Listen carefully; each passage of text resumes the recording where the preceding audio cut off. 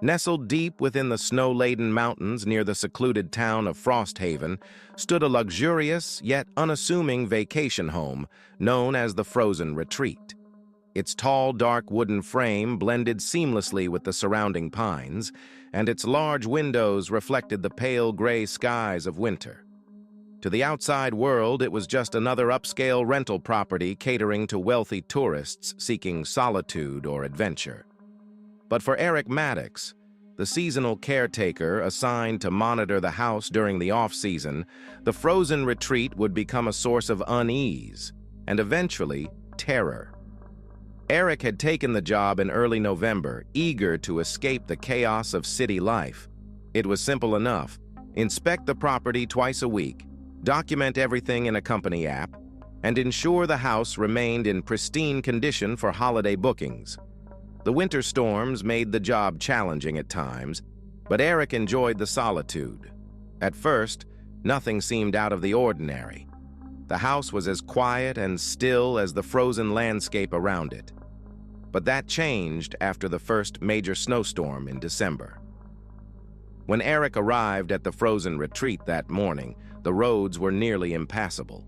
The snow was pristine, untouched by plows or footprints, except for a set of fresh tire tracks cutting through the driveway. Eric frowned. According to the booking system, the house had been vacant for over a month. He parked at the base of the hill and approached on foot, his boots crunching in the deep snow.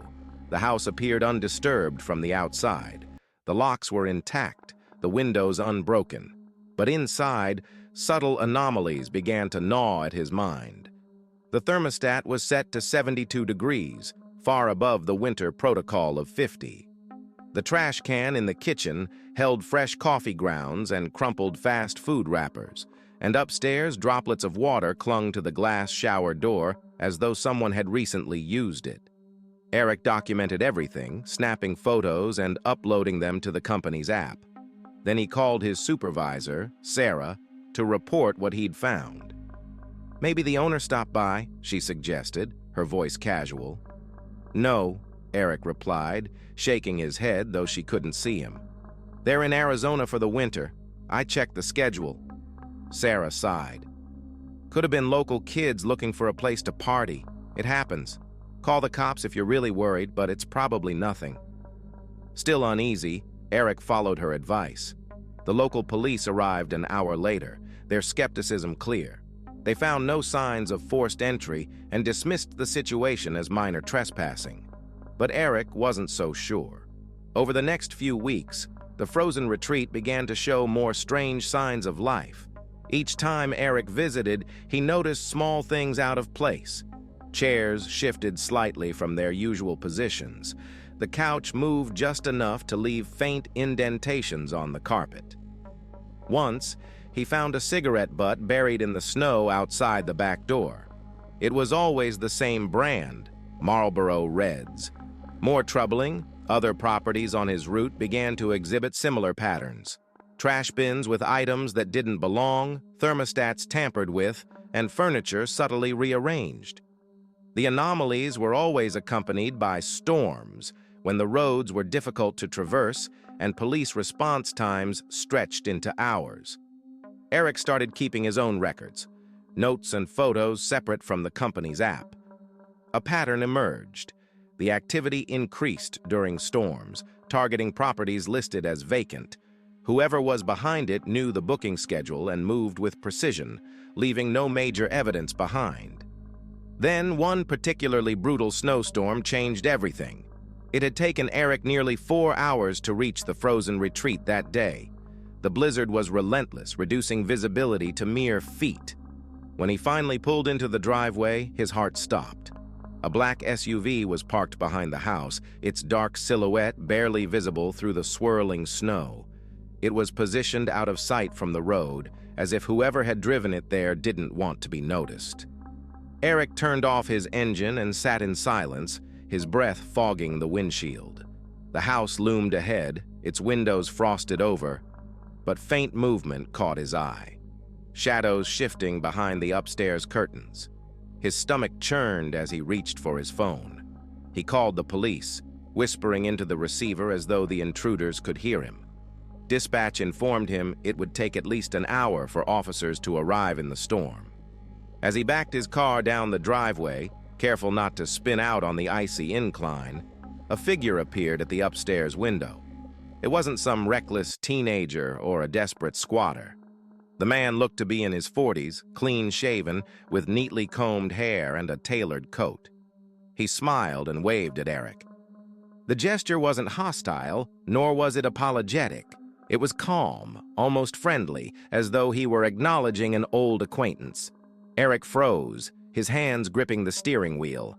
The man's expression seemed to say, "I know you see me, but what are you going to do about it?" By the time the police arrived, the house was empty. They found no signs of forced entry, but uncovered something far more chilling. A locked closet filled with maps of nearby properties, booking schedules printed from multiple vacation rental websites, and notes detailing Eric's inspection routine. The frozen retreat wasn't just a hideout, it was a hub for something much larger. Over the following weeks, the investigation revealed similar incidents across 3 counties. High-end vacation homes were being used as temporary storage sites, likely for stolen goods or other illicit activities. Whoever was behind it wasn't just skilled, they were professionals. Eric quit his job soon after, unwilling to risk another encounter. But he couldn't shake the feeling that he was being watched. Even now, months later, he sometimes drives past the frozen retreat during storms, unable to resist the pull of curiosity. Last week, during another heavy snowfall, he saw them again. Fresh tire tracks leading to the back of the house. Some things never change. The shadows of Crestwood Chalet. On a ridge overlooking the snowy expanse of Shadow Vale sat the Crestwood Chalet, a luxury cabin with glass walls that offered breathtaking views of the valley below. It was the kind of place couples rented for romantic getaways and families booked for holiday celebrations. But to Lauren Jacobs, the property's cleaner, it became something far darker. Lauren had been cleaning vacation homes for nearly 6 years, and Crestwood was one of her favorite assignments. Its sleek, modern design made for quick work, and the heated floors meant she didn't have to endure the freezing temperatures while tidying up during the harsh winter months. At first, the house was like any other. Guests left behind the usual messes: crumpled ski lift tickets, forgotten gloves, empty wine bottles. But by mid-December, Lauren started noticing strange inconsistencies. It began with items left behind that didn't match the guests' profiles. Business suits in the closets when the booking was for a family of 6. A half-eaten loaf of bread in the kitchen, even though the guests had posted photos online of themselves dining out every night. Then, there were the missing items. At first, it was small things: a steak knife from the kitchen, a flashlight from the garage. Lauren thought little of it, assuming the guests had accidentally packed them. But when she found the padlock on the owner's supply closet broken, she knew something was wrong. Tools, cleaning supplies, even a compact generator had disappeared. Lauren reported the issues to the property manager, Hannah, who brushed it off as careless guests or bad luck. "Winter always brings weirdos," Hannah had joked. "Probably nothing to worry about." But Lauren couldn't shake the feeling that something was amiss. Her unease deepened when the security cameras started malfunctioning. Crestwood's surveillance system was state-of-the-art, but every time a snowstorm rolled through, the cameras would cut out for hours at a time. Tech support blamed the outages on weather interference, but Lauren wasn't so sure. She began taking photos during every cleaning, documenting the house meticulously. Furniture that had been perfectly aligned one week would be slightly shifted the next, even when the property had supposedly been vacant. Then she found the guest book. The owners kept a small, leather-bound journal on the coffee table where guests were encouraged to leave notes about their stay. Most entries were innocuous, expressions of gratitude for the stunning views or recommendations for nearby restaurants. But tucked near the back of the book were several new entries, written in a hurried, almost scratchy hand. They weren't thank you notes. Dates and initials were scrawled across the pages, marking stays that didn't exist in the booking system. Lauren's stomach churned as she flipped through the journal, realizing that someone had been in the house without permission, and they had been meticulous enough to cover their tracks. When she showed the book to Hannah, the strange entries were gone. The pages where they had been were torn cleanly from the spine. Lauren began cross-referencing her cleaning logs with local police reports, searching for a pattern. It didn't take long to find one. Break-ins at nearby homes occurred almost exclusively the day after Crestwood experienced its mysterious camera outages. And every time the chalet was supposedly empty, Lauren would find traces of someone who had been there. Footprints in the snow near the back door, cigarette butts scattered beneath the deck, faint smudges on the otherwise spotless windows. The pattern escalated in late January. Lauren arrived at Crestwood to clean after a midweek checkout, only to find a man sitting on the couch, sipping coffee as though he belonged there. He was dressed in an expensive parka and leather gloves, his appearance polished and professional.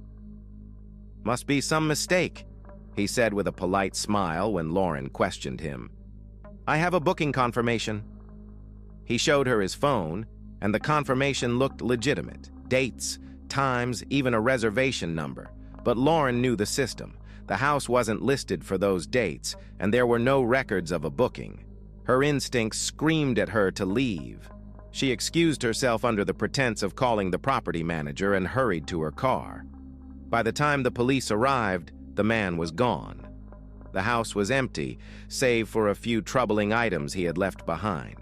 Climbing gear neatly arranged in the garage, maps of nearby luxury properties spread across the dining table, and a small black notebook filled with notes about local police response times. The police launched an investigation, revealing that the man was part of an organized crew targeting vacation homes in the area. They used fake bookings as a cover to access the properties, relying on storms to deter scrutiny and delay law enforcement. Crestwood wasn't the only house on their radar. Similar incidents were reported in neighboring towns. Lauren quit cleaning the Crestwood chalet after that. The owners installed new security systems and door sensors, but Lauren couldn't shake the feeling that whoever had been there wasn't finished. She still drove past the chalet occasionally, especially during storms. One evening, as the wind howled and snow blanketed the ground, she saw it. Faint light flickering in the upper windows and fresh tire tracks leading to the back of the house. Whoever they were, they hadn't left. The storm chasers. The snowfall in the Colorado Rockies was legendary. Every winter, tourists flocked to the mountains to ski, snowboard, or simply enjoy the serene beauty of the snow-covered peaks. For Jeff Carter, the owner of 3 luxury cabins just outside the small resort town of Ridge Point, the winter season was his most profitable time of year. But one particular winter changed everything. Jeff had been managing his cabins for nearly a decade. He knew the rhythms of the rental market, the patterns of guests, and the quirks of running properties in such a remote area. When bookings slowed down during bad weather, he came up with what he thought was a brilliant idea: the Storm Special. Half-price rates for last-minute bookings during heavy snowstorms. At first, the promotion worked like a charm. Tourists who were stranded in the area due to closed roads or canceled flights quickly snapped up the deals. But by January, Jeff began to notice something unsettling about the types of guests who were booking during storms. They were always single travelers or couples, always paid with prepaid credit cards, and always booked just hours before the worst weather hit. The first incident occurred during a massive blizzard in mid-January.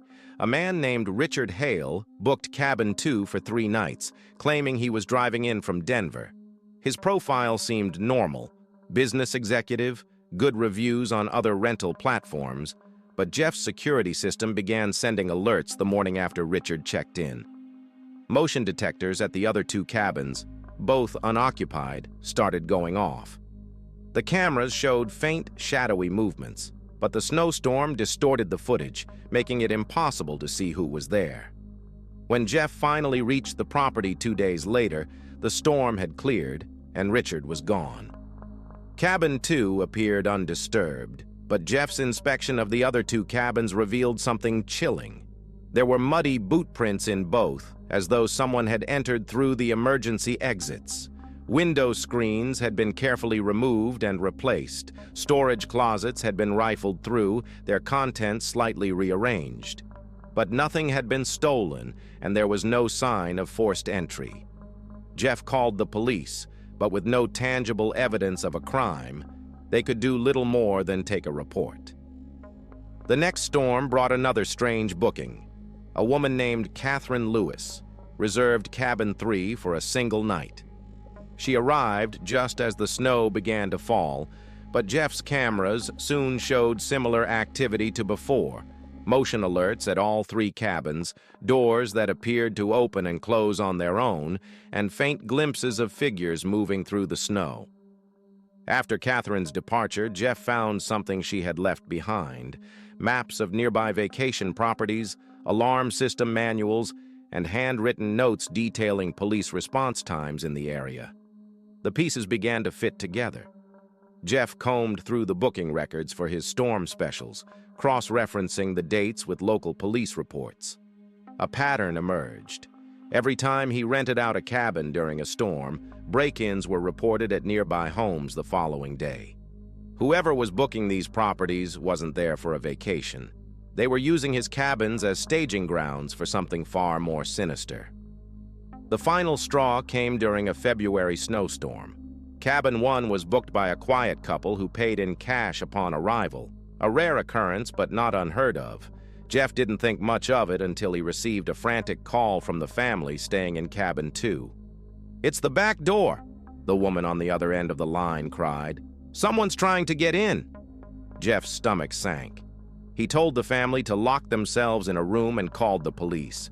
It took officers nearly 2 hours to arrive due to the weather, and by then, the intruders were long gone. They left behind a chilling reminder: lockpicking tools scattered in the snow and footprints leading between all 3 cabins. The investigation that followed revealed the horrifying truth. An organized crew had been using vacation rentals during storms to hide from view, monitor security patterns, and rob nearby properties. Jeff's storm specials had been the perfect cover for their operations.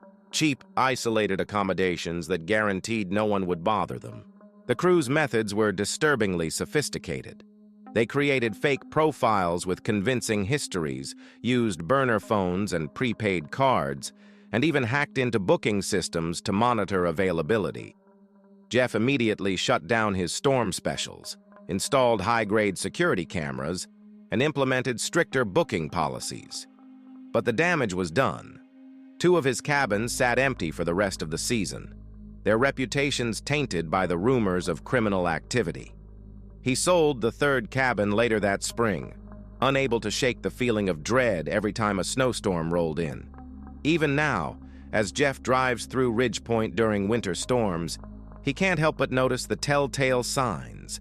Cars parked at supposedly vacant properties, faint lights glowing in windows that should be dark. Because some guests don't come for a vacation. They come for something far worse. The echoes of Silver Pines Lodge, high in the mountains, surrounded by ancient evergreens and perpetual drifts of snow, sat Silver Pines Lodge. Known for its rustic charm and sweeping views, the lodge was a favorite among honeymooners and small retreats, offering both luxury and isolation.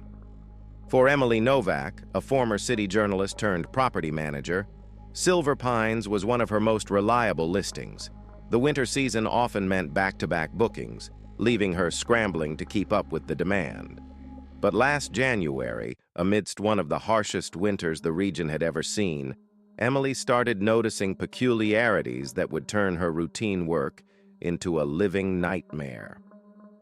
It began with an unusually quiet stretch on the booking calendar. For nearly 3 weeks, Silver Pines sat vacant, a rarity during peak ski season. When Emily finally made her scheduled visit to check on the property, she found the lodge in pristine condition. But as she moved from room to room, she noticed things that didn't quite fit. A single coffee mug sat in the sink, though she hadn't seen any bookings in her system. The master bedroom had the faint scent of cologne lingering in the air, and there were fresh imprints on the bed's comforter, as if someone had recently sat there. Most unsettling of all was the fireplace. Though the logs were stacked neatly, there was a faint layer of ash beneath the grate, proof that a fire had been lit recently. Emily documented everything and left feeling uneasy, but with no clear evidence of a break-in, she convinced herself it was nothing. Perhaps the cleaning crew had forgotten to log their visit, she thought. But the anomalies didn't stop. 2 weeks later, during another routine check, Emily found a pile of cigarette butts on the lodge's back porch. They were partially buried in the snow, as though someone had been standing there for hours, smoking in the frigid air. Inside, she noticed something even stranger. The lodge's guest book, usually reserved for handwritten notes from visitors, had a new entry. It wasn't a friendly thank you or a couple's initials surrounded by a heart. Instead, it was a single line of text. "See you soon." Her heart skipped a beat. Emily called the local police, who arrived later that afternoon to investigate. They found no signs of forced entry and dismissed the cigarette butts as litter left by hikers or skiers passing through the area. As for the guest book entry, they suggested it might have been left by a previous guest and simply overlooked. Emily wasn't convinced. Determined to figure out what was going on, she installed a motion-activated security system at Silver Pines, complete with cameras and alarms. For 2 weeks, the system remained silent. Then, during a massive snowstorm in February, the alerts started pouring in. The motion detectors picked up activity at the back door just after midnight. The footage was blurry, obscured by heavy snowfall, but Emily could make out the shadowy figure of a man in a thick winter coat. He didn't attempt to break in. Instead, he appeared to be inspecting the property, checking windows and doors before disappearing into the woods. Emily called the police again, forwarding them the footage. But when officers arrived the next morning, they found no tracks in the snow, no signs that anyone had been there. "What do you want us to do, Ms. Novak?" one officer asked, his tone weary. "There's no crime here, just someone passing through." Frustrated but undeterred, Emily reviewed the footage again, analyzing every frame. It was then that she noticed something she hadn't seen before. The man wasn't alone. At the edge of the screen, barely visible through the swirling snow, another figure stood watching from the tree line. The incidents escalated after that. During another storm, Emily received an alert at 3 a.m. This time, the cameras captured 2 figures entering the lodge through the back door. They moved with precision, bypassing the alarm system and avoiding the cameras inside the house. When Emily arrived the next day with the police, the house appeared untouched at first glance. But a closer inspection revealed chilling details. In the master bedroom, a closet door was left ajar, revealing a neatly folded suit jacket that didn't belong to the property. A small leather-bound notebook sat on the bedside table. Inside were pages filled with handwritten notes, addresses, names, and what appeared to be surveillance schedules for nearby properties. On the final page, written in large, deliberate letters, was a single phrase: "You're next." Emily stopped managing Silver Pines after that. The owner installed additional security measures and hired a private company to monitor the property, but Emily couldn't shake the feeling that the lodge was being used for something far darker than weekend getaways. Months later, she heard through a friend in law enforcement that similar incidents had been reported across the region. Luxury vacation homes were being targeted by an organized group, using them as staging grounds for robberies, smuggling operations, and possibly worse. The group was highly skilled, exploiting bad weather and remote locations to evade detection. To this day, Emily avoids driving past Silver Pines Lodge. But every so often during a snowstorm, she receives a motion alert from the property's security system. The new manager claims it's just the wind. But Emily knows better. The Phantom Guests of Ironwood Ridge. Ironwood Ridge was a hidden gem, a sprawling estate nestled at the base of the granite peaks, a place where affluent travelers came to escape the demands of city life. The main house, with its vaulted ceilings and stone fireplaces, was surrounded by dense forests that seemed to swallow all sound, leaving only the occasional whisper of wind through the trees. Lila Morgan, the estate's caretaker, had worked there for 3 years. She prided herself on her attention to detail, ensuring that every guest was welcomed into a spotless, perfectly prepared retreat. But during the winter of her 3rd year, Ironwood Ridge became a house of secrets. It started with a booking that didn't make sense. The estate was usually reserved months in advance by families or groups of friends. But one cold December afternoon, Lila received a last-minute reservation for a single traveler. The man, who went by the name Daniel Reeves, booked a 4-night stay, paying up front with a prepaid credit card. Lila met him upon arrival. He was polite but unremarkable. Average height, mid-40s, with a slight stubble and a wool coat that looked too thin for the harsh winter. He carried a single duffel bag and declined the offer of assistance with his luggage. The first night passed without incident, but by the second day, Lila received an alert from the estate's security system. Motion detectors in the basement had been triggered, but Daniel was the only guest, and there was no reason for him to be in that part of the house. Lila called the estate's landline, and Daniel answered after a long pause. "Everything's fine," he said casually, though his voice was slightly strained. "Must have been the wind or something." Lila didn't press the issue, but her unease grew. When Daniel checked out 2 days later, the estate appeared untouched. The bed was neatly made, the kitchen spotless, and there was no sign of anything unusual until Lila went into the basement. She found the storage area unlocked, though she was certain she had secured it before Daniel's stay. Several items had been moved. An old wooden trunk sat open, its contents, a collection of antique maps and family heirlooms, spread across the floor. Among the scattered papers was a folded piece of modern stationery. Written on it in neat, deliberate handwriting was a list of names and addresses.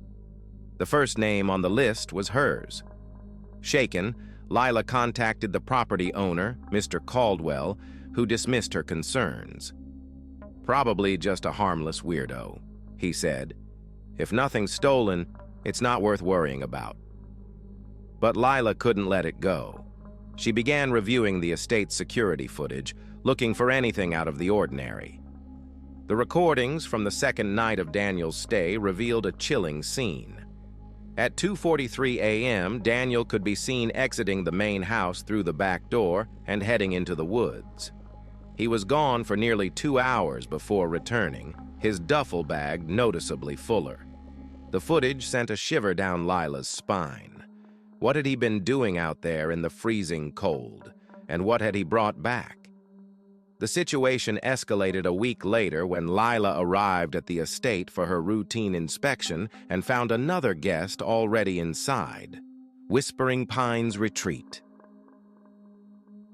In the small town of Coldwater Hollow, nestled at the base of Whispering Pines Ridge, there stood a secluded retreat house. Known simply as Whispering Pines, it was a sprawling 4-bedroom cabin favored by nature enthusiasts and families seeking peace away from city life.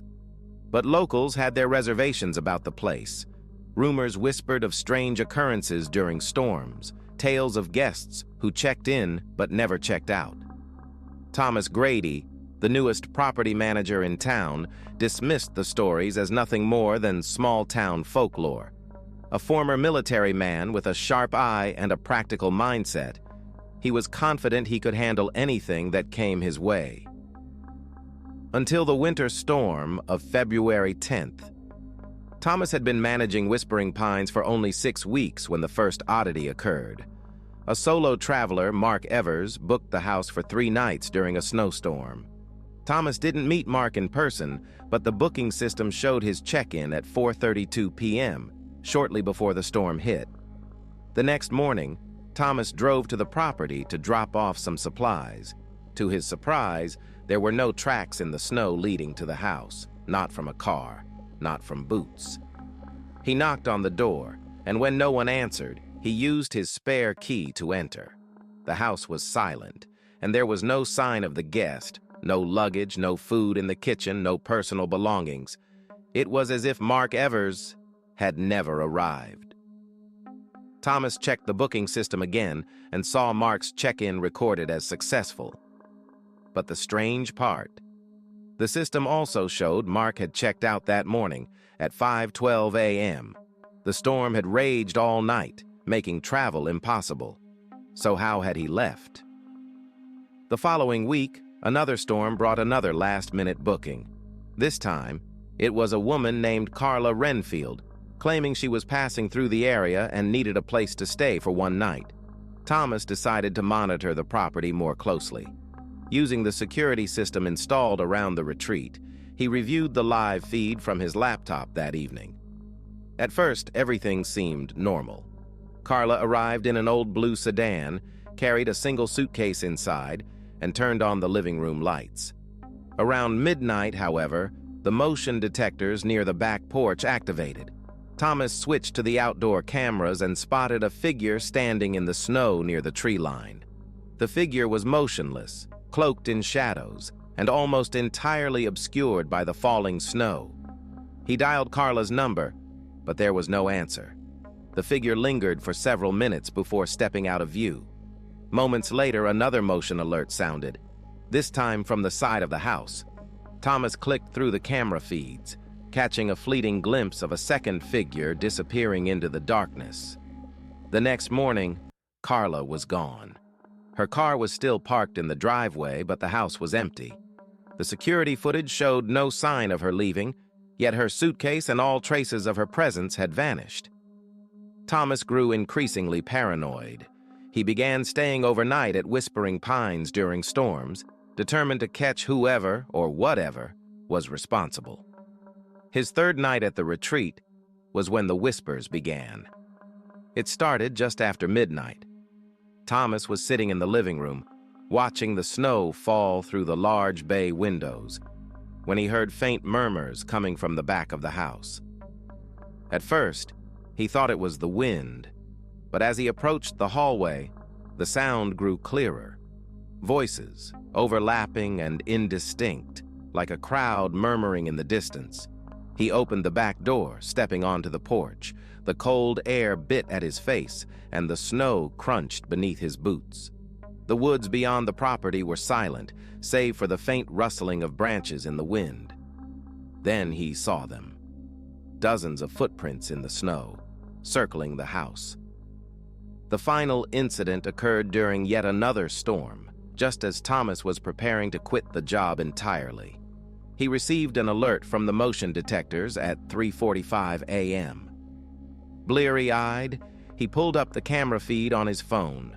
The screen showed a group of figures standing in a semicircle around the retreat's back porch. There were at least 6 of them, their faces obscured by heavy hoods and scarves. Thomas bolted from his bed, grabbing the shotgun he kept for emergencies. When he threw open the door, the figures were gone. Only the footprints in the snow remained, leading away from the house and disappearing into the forest. Inside the house, Thomas found something far worse. On the kitchen counter sat a piece of paper torn from the guest book. Written in bold, blocky letters were the words, "We see you." Thomas quit the very next day. Whispering Pines remains operational under a new property manager who has installed even more advanced security systems. But the patterns continue. During every major storm, the house receives last-minute bookings from travelers who seem to vanish without a trace. Footprints still appear in the snow, circling the property like a warning, or perhaps a claim. Locals say the forest around Whispering Pines has always been strange, a place where people go missing, where time seems to warp, and some believe the house itself is alive, its whispers calling out to those who dare to enter. Shadows at the Blackthorn Chalet. The Blackthorn Chalet, perched on the edge of a jagged cliff overlooking Deepwater Gorge, was one of the most expensive rentals in the region. With its expansive glass walls, private hot tub, and designer furnishings, it catered to the wealthiest of clients. But despite its appeal, the chalet had a reputation: whispers of strange occurrences, unexplainable sounds, and guests who left early without explanation. Jessica Palmer had only recently taken over as the property manager. For her, the Blackthorn Chalet was a dream assignment, a prestigious property that paid well and was in high demand. She dismissed the rumors as baseless gossip. Her opinion changed during her first winter on the job. Jessica's troubles began after an unusually heavy snowstorm in late December. The house had been vacant for a week, so she decided to inspect it once the roads were clear. From the moment she arrived, she felt uneasy. The driveway was pristine, covered in untouched snow. Yet, as Jessica approached the house, she noticed faint footprints leading away from the back deck toward the gorge. They seemed to stop abruptly near the cliff's edge. Inside, the chalet appeared undisturbed at first, but as Jessica walked through the living room, she noticed something strange.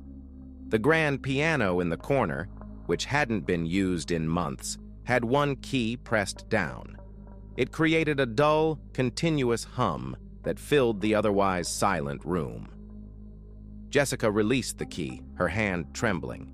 She moved upstairs to the master bedroom, where the unease deepened. The bed was made perfectly, just as she'd left it. But the closet door was ajar, and a single coat hanger swayed gently back and forth, as if recently touched. Jessica hurried through the rest of the inspection, locking up the house and leaving as quickly as she could. A few days later, Blackthorn Chalet was booked by a group of 4 friends looking to celebrate New Year's Eve. Jessica greeted them upon arrival, showing them around the property and wishing them a pleasant stay. When she returned 2 days later to prepare the house for the next guests, the group was gone, but so was most of their luggage. Puzzled, Jessica checked the bedrooms and found the closets empty, save for a single jacket hanging in the master suite. On the bed was a handwritten note that simply read, "We left early. Something isn't right here." Jessica tried contacting the guests, but their phone numbers were disconnected, and their profiles on the booking platform had been deleted. Determined to maintain her professionalism, Jessica didn't mention the incident to the next set of guests, a couple who had rented the chalet for a romantic weekend. But her concerns deepened when she received a frantic voicemail from the woman late Saturday night. "There's someone outside," the woman whispered, her voice trembling. "We can see them standing near the edge of the cliff.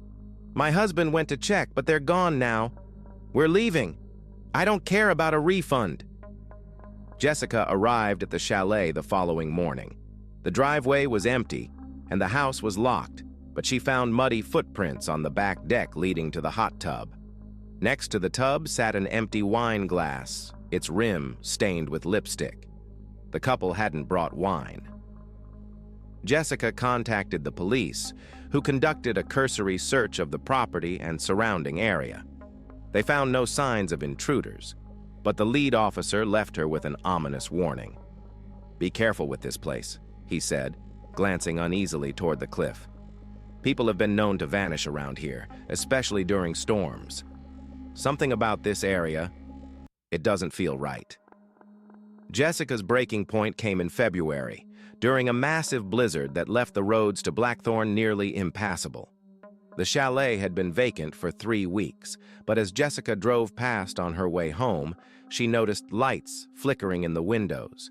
Concerned that squatters had broken in, she parked her car at the bottom of the hill and trudged up the snowy path to investigate. From the outside, the house was eerily silent. The snow-covered deck showed no footprints, yet the living room lights were on, casting a warm glow against the frosted glass. Jessica unlocked the front door and stepped inside, calling out. No one answered. As she moved through the house, the unsettling feeling she'd experienced before returned, stronger than ever. In the kitchen, a pot of water simmered on the stove, steam curling into the air. Upstairs, the master bedroom door was shut, though she distinctly remembered leaving it open after her last visit. Jessica hesitated before pushing the door open. Inside, the bed was perfectly made, and a single figure stood at the window, their back to her. They were tall, with shoulder-length hair and a dark coat, their outline illuminated by the snowy landscape beyond. Jessica's breath caught in her throat. "Excuse me," she called, trying to steady her voice. "You're not supposed to be here." The figure didn't move. Jessica stepped closer, her hands trembling. "Who are you?" she demanded. The figure slowly turned, but before she could see their face, the lights in the house flickered and went out. Jessica stumbled back, her heart racing as she fumbled for her phone. When the lights came back on, the room was empty. The figure was gone, and the snow outside the window was undisturbed. Jessica quit the next day. She later learned from the owner that Blackthorn Chalet had a long history of strange happenings. Decades earlier, during the construction of the house, a worker had fallen to his death at the edge of the cliff. His body was never recovered. Since then, every property manager who had worked there reported similar incidents: figures in the windows, unexplained lights, and guests leaving in the middle of the night. The chalet remains one of the most popular rentals in the area, but rumors persist about the phantom guests who never leave. And every winter, when the storms roll in, the lights at Blackthorn Chalet flicker once again. The vanishing guests of Snowfall Crest. Snowfall Crest was the crown jewel of Alpine Hollow, a secluded luxury retreat high above the timberline.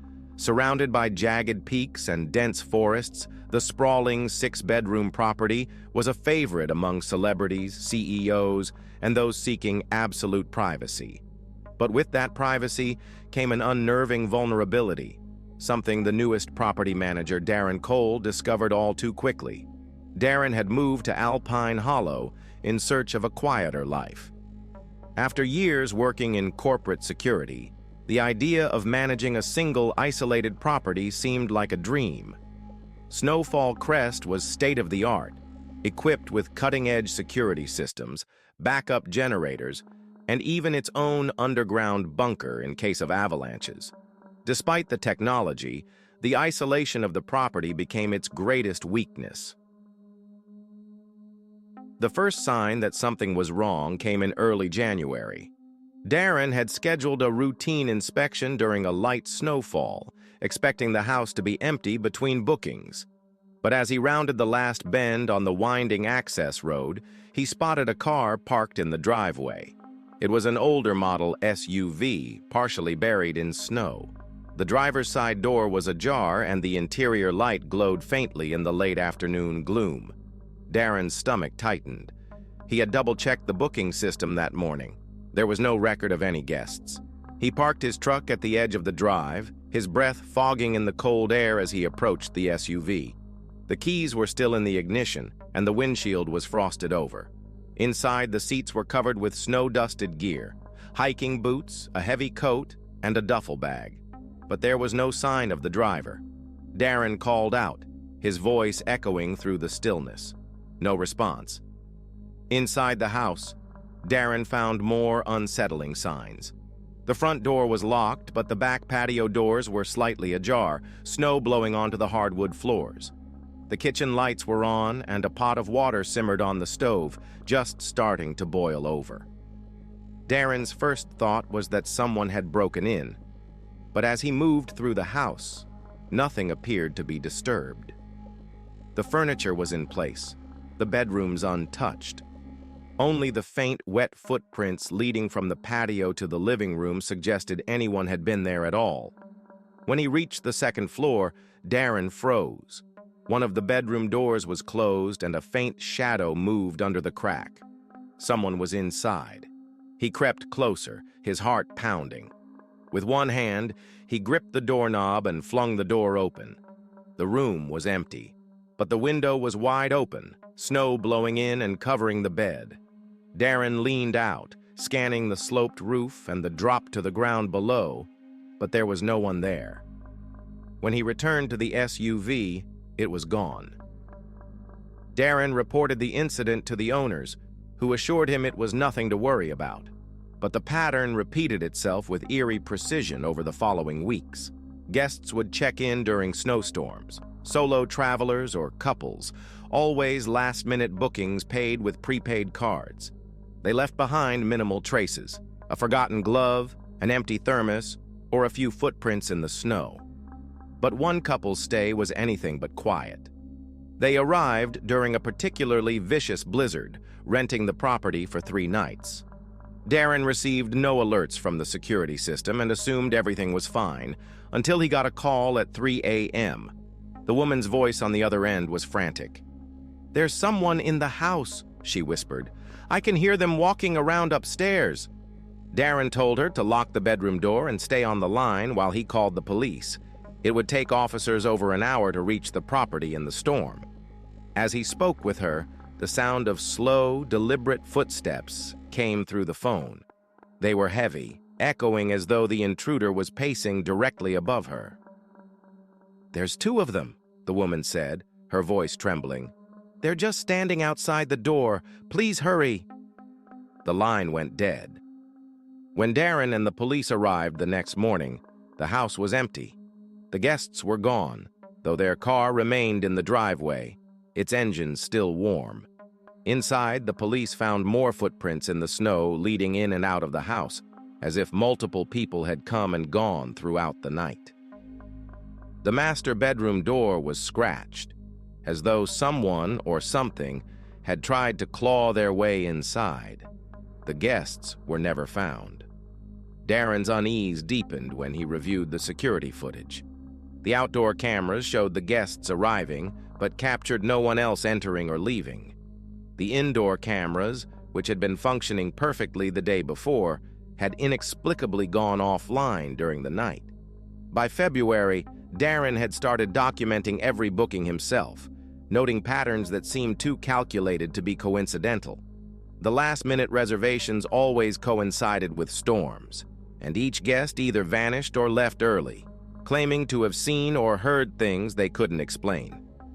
One evening, while reviewing the footage from the previous night, Darren saw something he couldn't explain. At 2:37 a.m., during another storm, the motion detector in the basement pinged. The feed showed a shadowy figure standing at the far end of the storage room, motionless. The figure remained there for nearly an hour, never moving, before the camera cut out. When the footage resumed, the room was empty. The final incident occurred during the worst blizzard of the season. Darren received an alert just after midnight showing the basement door open despite it being locked earlier that day. When he arrived at Snowfall Crest, he found no sign of a break-in. But in the center of the living room was a small leather journal he had never seen before. Inside were pages of cryptic notes, dates, addresses, and what appeared to be symbols etched into the margins. At the end of the journal, scrawled in jagged letters, were the words, "Don't stay in the storm." Darren quit the next day, leaving Snowfall Crest in the hands of a new property manager. The house remains one of the most sought-after rentals in Alpine Hollow, but locals say the storms have grown more frequent, and so have the disappearances. Now, when the snow begins to fall, some claim you can see faint lights flickering in the windows of Snowfall Crest, long after the house has been locked and left for the season. And if you listen closely, you might hear the sound of footsteps pacing in the empty rooms. The lurker at Frost Hollow Estate. Frost Hollow Estate was a sprawling Victorian-style manor perched at the edge of the Whispervale Forest. Originally built as a hunting lodge in the late 1800s, it had been renovated into a luxury rental, offering a blend of historic charm and modern convenience. Guests were drawn to its grand staircase, antique furnishings, and the roaring fireplaces that gave the estate a cozy appeal during the harsh winters. To Lydia Marsh, the estate's property manager, Frost Hollow was both a point of pride and a constant source of stress. The remote location and unpredictable weather made maintaining the property challenging, But the steady flow of high-paying guests made it worth the effort, at least until the winter of 2022. That's when Lydia began to notice the lurker. It started subtly, with strange reports from guests. One couple, staying over Christmas, complained about hearing footsteps on the roof late at night. Another guest insisted they'd seen a figure standing in the tree line, watching the house from a distance. Lydia dismissed the stories, blaming wind or shadows, and assured the guests that the estate was perfectly safe. But then she started experiencing things herself. During a routine inspection in early January, Lydia found one of the attic windows open, snow blowing into the room. She was certain she'd locked all the windows during her previous visit, but she brushed it off as her own oversight. Later that same week, she received a call from a family who had rented the estate for a long weekend. They were panicked, claiming that someone had been moving their belongings during the night. "The baby's monitor kept picking up sounds," the mother explained, her voice shaky. "It sounded like someone breathing." Lydia arrived the next morning to inspect the property. The family had already left, cutting their stay short. Everything seemed normal until she checked the baby's room. In the crib, beneath a folded blanket, she found a single muddy handprint. After that, Lydia began documenting every odd occurrence. She started keeping a detailed journal, noting the dates and times of every strange noise, misplaced object, and shadow caught on the edge of her vision. The security system, installed after the first complaints, seemed to glitch only during storms. Cameras would go offline, motion detectors would send false alarms, and the gate to the driveway would occasionally open on its own. One night, while reviewing footage from the previous week, Lydia saw something that made her blood run cold. At 3:14 a.m., during a particularly heavy snowstorm, one of the outdoor cameras captured a figure standing at the edge of the woods. They were tall and thin, their silhouette barely visible through the falling snow. The figure didn't move for nearly an hour, watching the house, and then, as if sensing the camera's gaze, they turned and vanished into the trees. The situation escalated when Lydia began staying overnight at the estate to monitor it herself. One night, while reading by the fireplace, she heard a faint tapping sound coming from upstairs. At first, she thought it was a tree branch brushing against a window, but as the tapping grew louder and more rhythmic, she realized it was coming from inside the house.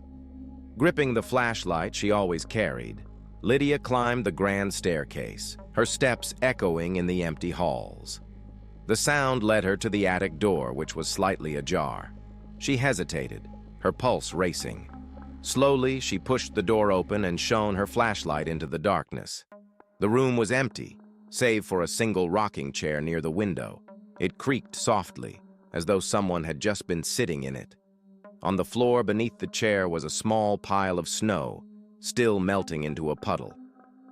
The final straw came in late February when Lydia received a booking from a solo traveler named William Hart.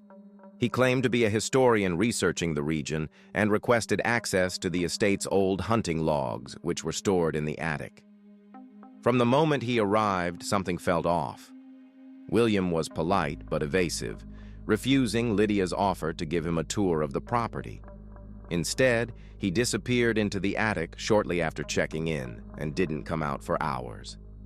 That night, while Lydia was reviewing emails in her office at the far end of the house, she heard a loud crash. Rushing upstairs, she found the attic door wide open and William's belongings scattered across the floor. William was gone. The only sign of him was a trail of wet footprints leading from the attic window to the edge of the roof. The shadows beneath Glacier Heights. Glacier Heights was a sprawling, ultra-modern vacation home perched on the edge of a frozen canyon. With its sharp angles, floor-to-ceiling glass walls, and state-of-the-art amenities, it was the epitome of luxury. But what set it apart wasn't just the architecture, it was its isolation. The house stood alone, miles from the nearest town, accessible only by a winding, treacherous road that disappeared entirely during winter storms.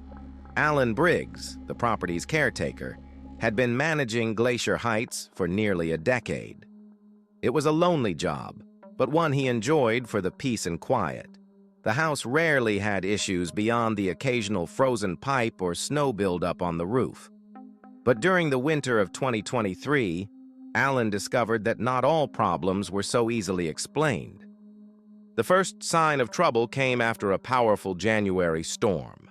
Alan arrived to inspect the house, his truck slipping on the icy road as he navigated the final curve. When Glacier Heights came into view, he noticed something strange. The house's massive glass windows were fogged up from the inside, as though someone had been living there. According to the booking system, the property had been vacant for weeks. Alan parked at the edge of the driveway and stepped out into the biting cold.